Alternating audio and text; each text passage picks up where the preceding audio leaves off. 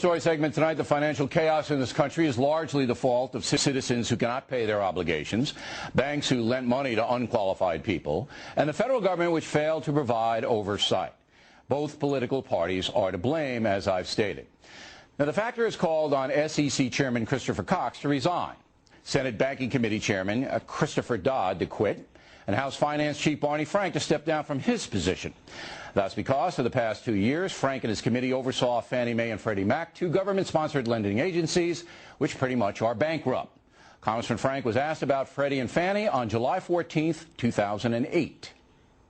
I think this is a case where Fannie and Freddie are fundamentally sound, but they are not in danger of going under. They're not the best investments these days from the long-term standpoint going back. I think they're in good shape going forward. They're in the housing market. I do think their prospects going forward are very solid, and in fact, we're going to do some things that are going to improve them. Well, obviously, that statement turned out not to be true. Joining us now from Washington is Congressman Frank. And we appreciate you coming in, being a stand-up guy, but shouldn't everybody in the country be angry with you right now? No, you've misrepresented this consistently. I became chairman of the committee on January 31st, 2007. Less than 2 months later, I did what the Republicans hadn't been able to do in 12 years, get through the committee a very tough regulatory bill, and it passed the House in May. I've always felt two things about Fannie Mae and Freddie Mac, that they had an important role to play, but that the regulation should be improved. Now, from 1995 to 2006, when the Republicans controlled Congress and we were in the minority, we couldn't get that done. Although in 2005, Mike Oxley of Sarbanes-Oxley fame, a pretty tough guy on regulation, did try to put a bill through to regulate Fannie Mae. I worked with him on it. As he told the Financial Times, he thought ideological rigidity in the Bush administration stopped that. But the basic point is that the first time I had any real authority over this was January of 2007, and within 2 months we had passed the bill that regulated it. And that's finally true. All of that and is then true. Also, one other point, the Senate was dragging its feet, as often happens, and in January of 2008, I asked Secretary Paulson to put in the stimulus bill. So the earliest chance I got to put tough regulation to Fannie Mae and Freddie Mac, we did it. All right, that's swell, but you still went out in July and said everything was great, and off that, a lot of people bought stock and lost everything they had. Oh, no. And yes, I said it wasn't a good investment. Please don't give me any of that. We just heard the words. What are you? You didn't say that? You want me to play it again for you? Yeah, you didn't listen to it. No, I listened to every word you said, and I have the transcript right here. I said it wasn't a good investment. Yeah, and you said going forward, we're going to be swell. From August 7th to August 8th. Look, stop the BS here. Stop the crap. From August 07 to August 08, under your tutelage, this industry declined 90%. 90%. Oh, none of this was your fault. Oh, no. People lost millions of dollars. It wasn't your fault. Come on, you coward. Say the truth. What do you mean, coward? You're a coward. You blame everybody else. You're a coward. Here's the problem with going on your show. You start ranting, and the only way to respond is almost to look as boorish as you. But here's the facts. I specifically said in the quote you just played that I didn't think it was a good investment. I wasn't telling anybody to buy stock. I said it wasn't a good investment. Secondly, I wasn't presiding idly over this. I was trying to get the regulations adopted. Look, we got them adopted in May. Bottom line is, you're there 2 years. Bottom line is, stock drops 90%. Yes, in any private industry, you're out.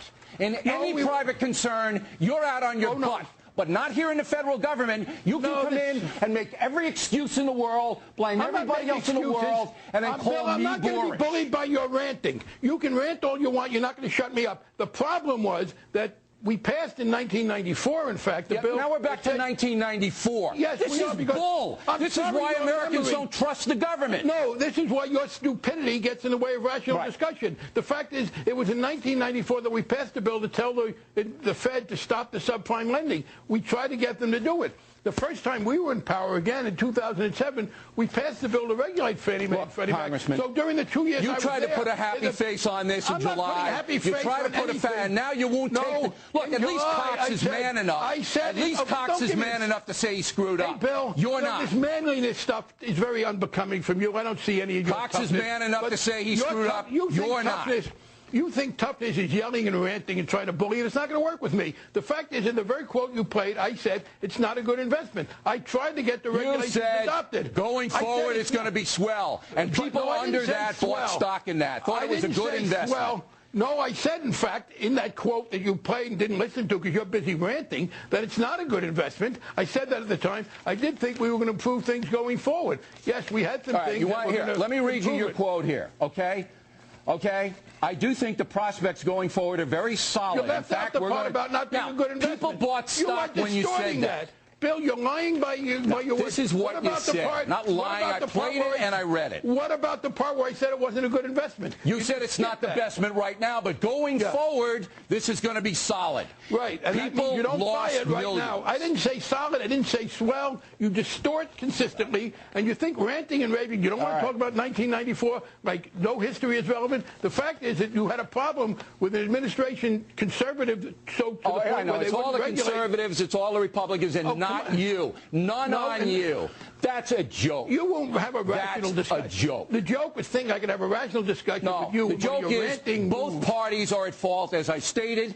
But one guy, Cox, says, yeah, I screwed up. And one guy, Frank, says it's everybody else's fault. No, I didn't say it was everybody else's fault. It's your fault. You are the most... You don't listen at all, or maybe you listen and you're too dumb to understand. I am too dumb, The fact is that No, you hit it. 2007, I'm too dumb. You're the brilliant guy.